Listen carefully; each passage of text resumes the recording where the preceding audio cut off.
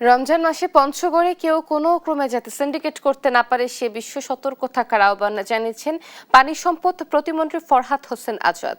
বৃহস্পতিবার রাতে Panchagarh circuit house হলরুমে জেলা প্রশাসনের আয়োজনে সার্বিক আইন শৃঙ্খলা, রমজানে বাজার পরিস্থিতি নিয়ন্ত্রণ এবং নিরবিচ্ছিন্ন বিদ্যুৎ সরবরাহ নিশ্চিতকরণ বিষয়ক আলোচনা সভায় তিনি এই কথা বলেন।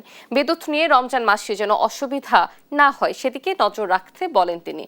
দলীয় কোনো কর্মী বা নেতার নাম ভেঙে যদি কেউ অপকর্মে সম্পৃক্ত থাকে তাদের দল থেকে বের হয়ে যাওয়ার আহ্বান জানান ফরহাদ হোসেন আজাদ। এই ঈদকে সামনে কিন্তু আমাদের কেউ যদি কোনো ধরনের অপকর্ম সম্পৃক্ত হয় সেক্ষেত্রে আপনারা কিন্তু আমাদের দিকে তাকাবেন না। আমরা আইনগতভাবে যা যা করা দরকার সেই বিষয় করে এই ক্ষেত্রে যত সহায়তা দরকার আমি মন্ত্রী হিসাবে এমপি হিসাবে আমি আপনাদের সেই সহায়তা করব। আমাদের দলীয় কোনো কর্মী কোনো নেতা আমার দলের নাম ভেঙে কেউ যদি এখানে কোনো ধরনের অপকর্মে সম্পৃক্ত হয় আমি এখানে আপনাদের উদাত্তভাবে আহ্বান জানাচ্ছি, আপনারা চলে যান।